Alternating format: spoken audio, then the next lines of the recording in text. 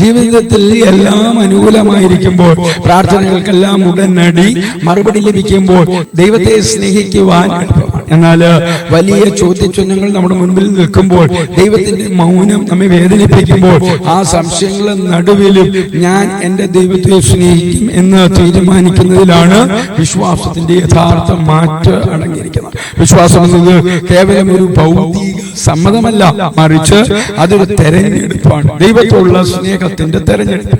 ദൈവത്തിന് പ്രകാരം പറയുന്നു, കർത്താവിനെ കൊന്നാലും ഞാൻ കർത്താവിൽ പ്രത്യാശ വയ്ക്കും. ഇയ്യോബിന്റെ പുസ്തകം 13:15.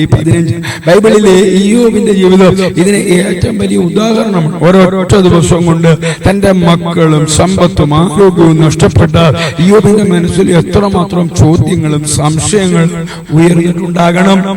തന്റെ അവസ്ഥ കണ്ട് ഭാര്യ പോലും പറഞ്ഞു, ദൈവത്തെ തള്ളിപ്പറഞ്ഞ് മരിച്ചു. ദൈവത്തിന്റെ നീതിയെ കുറിച്ച് ചോദ്യങ്ങൾ ഉയർന്നേക്കാവുന്ന വലിയൊരു ആത്മീയ സംഘർഷത്തിലൂടെയാണ് ഇയ്യോബ് കടന്നുപോയത്. എന്നാൽ ആ കഠിനമായ സംശയങ്ങളുടെയും വേദനകളുടെയും നടുവിലും ഇയ്യോബ് ദൈവത്തെ സ്നേഹിക്കാനും അവിടുത്തെ ആരാധിക്കാനും തെരഞ്ഞെടുത്തു. അവൻ പറഞ്ഞു, യഹോവ തന്നു, യഹോവ എടുത്തു, യഹോവയുടെ നാമം വാഴ്ത്തപ്പെടുമാറാകട്ടെ. ഈ തിരഞ്ഞെടുപ്പിലാണ് അവനെ ചരിത്രത്തിൽ ഏറ്റവും വലിയ വിശ്വാസിയാക്കി മാറ്റിയത്.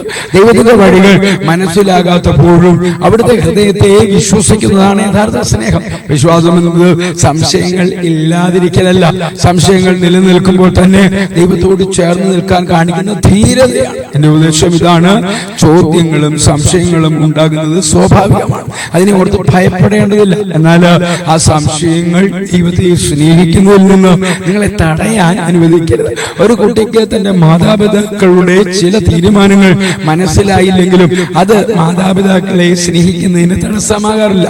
അതുപോലെ ദൈവത്തിന്റെ ചില വഴികൾ മനസ്സിലാകാത്തപ്പോഴും കർത്താവിനെ സ്നേഹിക്കാൻ ബോധപൂർവം തിരഞ്ഞെടുക്കുക. ആ പ്രതിസന്ധി ഘട്ടത്തിലും നിങ്ങൾ കാണിക്കുന്ന സ്നേഹമാണ് ദൈവത്തിന് ഏറ്റവും പ്രിയപ്പെട്ടത്. കർത്താവ് ഒടുവിൽ നിങ്ങളുടെ സംശയങ്ങളെ മാറ്റി വലിയ അനുഗ്രഹങ്ങളിലേക്ക് നിങ്ങളെ നയിക്കും. ക്രിസ്തുയേശുവിലൂടെ നിത്യതയ്ക്ക് ഉതകുന്ന ഒരു നല്ല ദിവസം ആശംസിക്കുന്നു.